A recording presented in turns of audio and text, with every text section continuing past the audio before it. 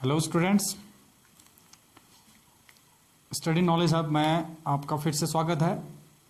आज मैं भौतिक विज्ञान का एक बहुत महत्वपूर्ण टॉपिक जो कक्षा 12 के बोर्ड एग्जाम में पूछा जाता है, जो आप लोगों का 3 नंबर पक्का कर देगा अगर आप लोग अच्छे से इसको समझते हैं। और इस टॉपिक को आपको बहुत आसानी से समझ आ जाएगा। इस टॉपिक को समझने में कोई कठिनाई नहीं होगी अगर आप लोग कंसंट्रेट आपका जो मैं यहाँ पर बताऊंगा उस पर रहेगा। तो वो टॉपिक इस प्रकार से है, वैद्युत ध्रुव के कारण अक्षीय स्थिति इंड ऑन पोजीशन में किसी बिंदु पर वैद्युत क्षेत्र की तीव्रता के लिए व्यंजक सूत्र। ठीक, तो इसके लिए सबसे पहले मैं एक डायग्राम बनाता हूँ, चित्र बनाते हैं। सबसे पहले हम क्या करेंगे, एक वैद्युत ध्रुव लेंगे हम जो ए और बी है, और ये वैद्युत ध्रुव क्या है, माइनस क्यू और प्लस क्यू आवेश के कारण मिलकर बना है। ठीक, माइनस क्यू और प्लस क्यू से मिलकर बना है। ठीक, और इस वैद्युत ध्रुव की जो लंबाई लेते हैं हम वो होता है 12। वैद्युत ध्रुव की लंबाई कितनी होती है, 12 मीटर। इस वैद्युत ध्रुव के मध्य बिंदु पर एक बिंदु हम ओ लेते हैं, मध्य बिंदु पे ओ है। इस मध्य बिंदु से आर दूरी पर एक बिंदु पी लिया जाता है, इसको हम आगे बढ़ा देते हैं। एक बिंदु पी लिया जाता है, एक बिंदु पी है। इस बिंदु पॉइंट जो पी है उस बिंदु पर हमें वैद्युत क्षेत्र की तीव्रता ज्ञात करनी है। ठीक, तो सबसे पहले इसके लिए क्या करते हैं, इसके लिए हम प्लस क्यू आवेश के कारण वैद्युत क्षेत्र की तीव्रता इसको हम मानते हैं E1, और माइनस क्यू आवेश के कारण जो वैद्युत क्षेत्र की तीव्रता हम मानेंगे E2। ठीक है, अब देखिए ये तो हमारे पास वैद्युत क्षेत्र की तीव्रताएं हमने मान ली E1 और E2। अब देखिए, अब हमें ध्रुव की लंबाई 12 है, तो ये डिस्टेंस और ये डिस्टेंस भी हमें निकालना पड़ेगा इसके लिए। तो सबसे पहले क्या करेंगे हम, ये पूरी दूरी 2L है तो ये L हो जाएगा यहां से यहां तक, और यहां से यहां तक ये भी क्या हो जाएगा L।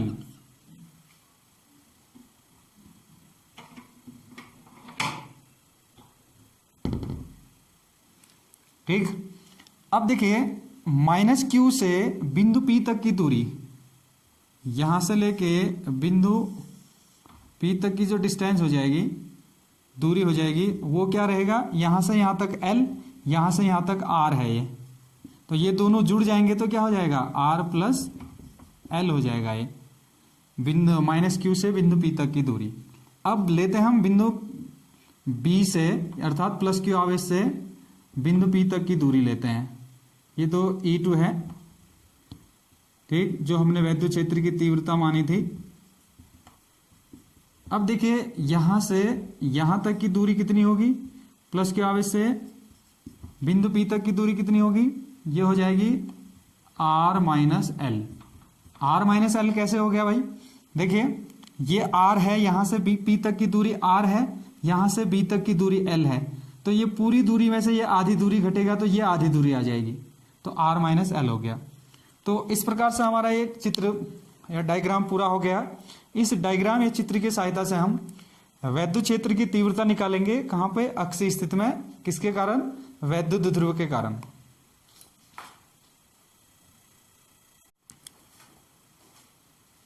तो इसमें देखेंगे डायग्राम बनाया गया है, वैद्युत ध्रुव के कारण अक्षीय स्थिति में वैद्युत क्षेत्र की तीव्रता ज्ञात करने के लिए। तो सबसे पहले इसके लिए हम डेरिवेशन लिखेंगे, इसकी जो थ्योरी है लिखेंगे, जो हमारे पास है, माना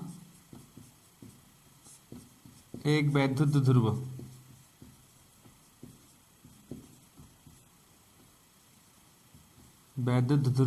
ए बी है,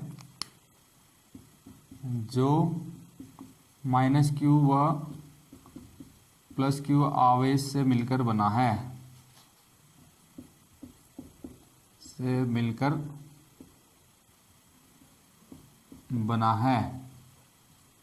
एक वैद्युत ध्रुव है जो प्लस क्यू और माइनस क्यू और प्लस क्यू आवेश से मिलकर बना है, जिसकी लंबाई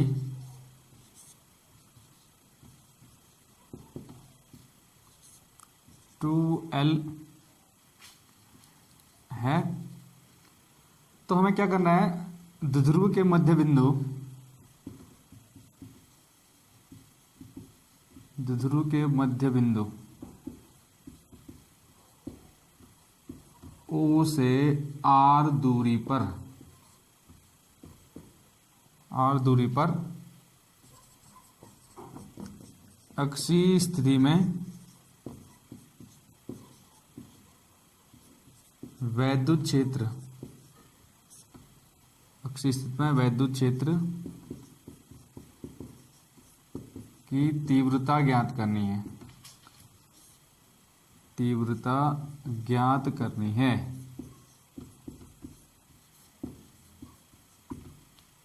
ठीक, तो ज्ञात करनी है। तो इसके लिए सबसे पहले हम क्या करेंगे, देखिए प्लस क्यू आवेश के कारण हमने वैद्युत क्षेत्र की तीव्रता E1 माना है और माइनस क्यू आवेश के कारण वैद्युत क्षेत्र की तीव्रता E2 माना है, जो यहाँ पे दिखा है मैंने E1 और E2। तो इनके मान सबसे पहले हम लिखेंगे। ठीक, तो सबसे पहले हमने लिखेंगे इसमें, सबसे पहले हम E1 बराबर लिखेंगे, E1 बराबर ये हो जाएगा 1/4πε0 Q बट्टे R माइनस L का होल स्क्वायर, समीकरण 1। ठीक है, तो E1 का मान लिखा है हमने, तो इसकी जो दिशा होगी A से P की ओर होगी दिशा, डायरेक्शन। ठीक है ना, AP दिशा में होगी इसकी डायरेक्शन, जो A से उधर की है, ये तीर का निशान दिखा रहा है हमें। ठीक, उसी प्रकार से E2 बराबर लिखेंगे 1/4πε0 Q बट्टे R प्लस L का होल स्क्वायर, समीकरण 2। अब देखिए ये सूत्र कैसे आया, ये होता है किसी बिंदु आवेश के कारण वैद्युत क्षेत्र की तीव्रता का फॉर्मूला क्या होता है, वो होता है E बराबर 1/4πε0 Q बट्टे R स्क्वायर। तो इसी सूत्र का यूज करके हम ये समीकरण 1 और समीकरण 2 यहाँ पर लिख रहे हैं। ठीक है, अब हमें क्या करना है, इनका परिणामी निकालना है। ठीक है, अर्थात वैद्युत क्षेत्र की, दो वैद्युत क्षेत्र की तीव्रताएं हैं और हमें निकालना है E का मान निकालना है। तो अब देखिए वेक्टर, सबसे पहले वैद्युत क्षेत्र की तीव्रता E1 और E2 दोनों बराबर परंतु विपरीत दिशा में है। तो इनका जो परिणामी वेक्टर होगा या परिणामी वैद्युत क्षेत्र होगा, ठीक है, परिणामी वैद्युत क्षेत्र जो होगा वो क्या हो जाएगा, इन दोनों के अंतर के बराबर होगा। तो इसमें देखिए आप लोग, हम कहेंगे क्योंकि E1 ग्रेटर देन E2, क्यों E1 क्यों ज्यादा है, क्योंकि प्लस आवेश के कारण वैद्युत क्षेत्र की तीव्रता E1 है, तो प्लस आवेश के कारण वैद्युत क्षेत्र की तीव्रता E1 और माइनस क्यू आवेश के कारण E2 है, तो इसलिए E1 ग्रेटर देन E2। तब हम कहेंगे, इसलिए परिणामी वैद्युत क्षेत्र, परिणामी वैद्युत क्षेत्र E बराबर हो जाएगा, क्योंकि ये दोनों बराबर परंतु विपरीत दिशा में है, तो इनका परिणामी वैद्युत क्षेत्र निकालने के लिए हम क्या करेंगे, E1 माइनस E2 कर देंगे बस। अब इसमें हमें मान रख देना है E1 और E2 का। E बराबर 1/4πε0 Q बट्टे R माइनस L का square whole square minus 1/4πε0 Q बट्टे R प्लस L का होल स्क्वायर। ठीक, अब इसको हमें सॉल्व करना है। ठीक, अब देखिए इन दोनों पदों में हमें कुछ कॉमन दिख रहा है। क्या कॉमन आ रहा है, 1/4πε0 इंटू Q हमने कॉमन ले लिया, बाहर ले लिया, तो अंदर ब्रैकेट के अंदर बचा 1/R माइनस L का square minus 1/R plus L का होल स्क्वायर हो गया ये। ठीक है, इतना हमारे पास ब्रैकेट के अंदर बच गया ये। ठीक, अब हम क्या करेंगे, देखिए इसका एलसीएम लेंगे। एलसीएम लेंगे मतलब नीचे हमारा फॉर्मूला बन जाएगा ए स्क्वायर माइनस बी स्क्वायर के रूप का। ठीक है, तो E बराबर हो जाएगा 1/4πε0 इंटू Q, नीचे एलसीएम लेंगे तो R square minus L square का होल स्क्वायर हो जाएगा। देखिए इन दोनों को हम मल्टीप्लाई करेंगे तो इनका LCM R square minus L square का होल स्क्वायर आ जाएगा और इसका गुणा इधर हो जाएगा आर प्लस एल का होल स्क्वायर माइनस ये इधर आ जाएगा आर माइनस एल का होल स्क्वायर। ठीक, समझ रहे होंगे, आर माइनस एल का होल स्क्वायर हो गया। क्योंकि एलसीएम लेंगे तो एलसीएम में क्या होगा, इन दोनों का गुणा हो जाएगा, जो R square minus L square का होल स्क्वायर हो जाएगा, जो कि ये A square minus B square के रूप का फॉर्मूला है। और ये इसका इधर गुणा हो जाएगा, इसका इधर गुणा हो जाएगा। ठीक, अब इसको हम सॉल्व करेंगे। यहाँ पे क्या लगाएंगे हम, ए प्लस बी का होल स्क्वायर वाला ऊपर अंश में, और हर में उसको ऐसे रहने देंगे।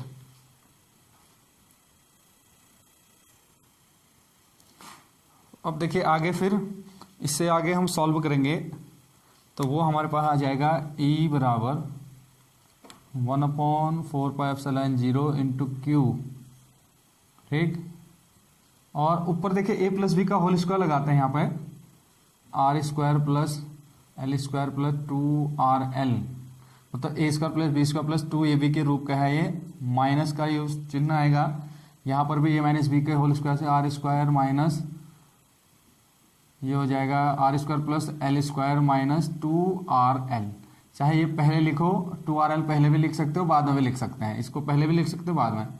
और ये इतना हो गया है, फिर बट्टे में आ जाएगा हमारे पास, आ गया यहाँ से वही उतारेंगे जो नीचे है हमारे पास, R square minus L square का होल स्क्वायर। ठीक, अब देखिए ऊपर ई बराबर हमारे पास आ गया 1/4πε0 इंटू क्यू। ठीक, एप्सिलॉन 0 या नॉट भी इसको बोला जाता है। तो R square plus L square plus 2RL, तो ठीक है, ये माइनस ब्रैकेट के अंदर के सारे चिन्ह चेंज हो जाएंगे, आर स्क्वायर ये भी माइनस एल स्क्वायर हो जाएगा, और ये माइनस का प्लस 2RL हो जाएगा। ठीक, यहाँ नीचे ऐसे R square minus L square ये हो जाएगा ये। ठीक, सिंपल तरीके से सॉल्व करना। अब अगर आप लोगों को ए प्लस बी या ए माइनस बी का होल स्क्वायर आता है तो इसको सॉल्व करने में कोई कठिनाई नहीं होगी। 1/4πε0 इंटू क्यू। देखिए आप लोग यहाँ से ये माइनस माइनस प्लस कैंसिल हो गया, माइनस प्लस कैंसिल हो गया, और 2RL प्लस 2RL कितने RL हो गए, 4RL हो गए, और R square minus L square का होल स्क्वायर हो गया। ठीक, अब इसको और सॉल्व करना है। इसको क्या करना है, हमें यहाँ वैद्युत द्विध्रुव होता है एक, P बराबर Q इंटू 2L, वैद्युत द्विध्रुव आघूर्ण जिसको हम कहते हैं, P बराबर Q इंटू 2L के रूप का यहाँ पर बनाना है हमें। ठीक है, तो E बराबर हमें 1/4πε0 इंटू क्यू, ब्रैकेट में क्या था 4RL था, तो इसको मैं लिख रहा हूँ 2L इंटू 2R। इसको मैंने क्या कैसे लिख दिया, 2L इंटू 2R कर दिया। ठीक, 2L इंटू 2R कर दिया, मतलब गुणा में कर दिया, 2 दूना 4 RL ये हो गया ये। ठीक, तो हमारे पास आ गया बट्टा वही आएगा R square minus L square का होल स्क्वायर आ गया यहाँ से। ठीक, अब यहाँ पे विशेष ध्यान देना है, 1/4πε0 तो ठीक है। अब देखिए इसको Q इंटू 2L को अलग लिख रहा हूँ मैं, Q इंटू 2L को एक साथ लिख रहा हूँ, क्योंकि Q इंटू 2L और 2R को एक साथ लिख रहा हूँ मैं ये। ठीक, अपॉन में वही आएगा R square minus L square का होल स्क्वायर आ जाएगा ये। ठीक, इतना होने के बाद अब हमें क्या करना है, इस Q इंटू 2L की जगह में अभी आप लोगों को बताया था वैद्युत द्विध्रुव आघूर्ण होता है Q इंटू 2L। ठीक, तो अगले लाइन से वही लिखना है हमें, क्योंकि हम यहाँ पर लिख देते हैं, क्योंकि Q इंटू 2L बराबर होता है P, जिसको बोलते हैं क्या, वैद्युत द्विध्रुव आघूर्ण, वैद्युत द्विध्रुव आघूर्ण। ठीक, तो वैद्युत द्विध्रुव आघूर्ण हो गया ये। उसके बाद हम वैद्युत द्विध्रुव आघूर्ण हो गया, तो इसकी जगह हम P रखने वाले हैं। ठीक है, किसकी जगह, Q इंटू 2L की जगह। तो हमारे पास फॉर्मूला क्या आ जाएगा, E बराबर 1/4πε0 इंटू Q इंटू 2L की जगह क्या करेंगे हम, P रख देंगे, P, और नीचे R square minus L square का होल स्क्वायर हो गया यहाँ से। ठीक, अब हमें क्या करना है, देखिए जो एल स्क्वायर होता है वो आर स्क्वायर की तुलना में नगण्य माना जाता है, ना के बराबर सूक्ष्म माना जाता है, क्योंकि R is greater greater greater than L. ठीक, तब क्या होगा, आर स्क्वायर भी क्या हो जाएगा, एल स्क्वायर की तुलना में बहुत ज़्यादा हो जाएगा। ठीक, इसलिए क्या करेंगे, हम एल स्क्वायर को नगण्य मानेंगे तो एल स्क्वायर को क्या कर देंगे, छोड़ देंगे हम, एल स्क्वायर को छोड़ने पर। यहीं पे लिखा है मैंने ये आर, इसका मतलब क्या, आर बहुत ज़्यादा है एल से, तब आर स्क्वायर भी बहुत ज़्यादा होगा एल स्क्वायर से, तो एल स्क्वायर को छोड़ने पर, छोड़ देंगे तो हमारे पास क्या आ जाएगा समीकरण, ई बराबर 1/4πε0, ये यहाँ पे 2r भी था, ये गलती से छूट गया था, ये 2r भी लिखना है यहाँ पे। ठीक है, और ऊपर हमारे पास बचा p इंटू 2r, और नीचे हमने एल स्क्वायर को छोड़ दिया तो ये हमारे पास आ जाएगा आर स्क्वायर का होल स्क्वायर आ जाएगा। बस लास्ट स्टेप है हमारे पास, इसको प्रूफ हो जाएगा हमारे पास इस फॉर्मूला। तो E बराबर हो जाएगा 1/4πε0 P into 2r, P into 2r तो ठीक है अंश में, नीचे क्या हो जाएगा r की पावर 4, r की पावर क्या हो गया,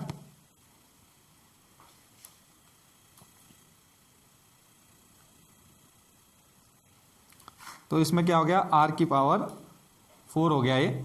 ठीक, अब क्या करेंगे, इस r से एक पावर r की पावर 4 कट गया, कैंसिल हो गया, तो यहाँ तो क्या बचेगा भाई, r की पावर 3 बचेगा ना। इस r से r की पावर 4 में से एक r हमने कैंसिल कर दिया, तो लास्ट जो हमारे पास फॉर्मूला बन गया यहाँ से क्या बना, E बराबर ये बन गया 1/4πε0 2p/r³। तो यही क्या हो गया, अक्षीय स्थिति में वैद्युत क्षेत्र की तीव्रता के लिए फॉर्मूला आ गया हमारे पास। तो इस वीडियो को आप लोगों ने अच्छे से देखना है, समझना है, कैसे करके हमने ये वीडियो ये सॉल्व किया है, उसको अच्छे से समझते हुए आपने इसको नोट करना है, और अपने जो बोर्ड एग्जाम आपके 3 नंबर है वो पक्का करना है। तो इसी तरह आप इस चैनल में बने रहे, आपके लिए सभी भौतिक विज्ञान के जो बोर्ड एग्जाम के लिए इंपॉर्टेंट टॉपिक हैं होंगे वो मैं आपके बताते रहूँगा इस नॉलेज स्टडी हब चैनल पे। तो आज के लिए बस इतना ही है।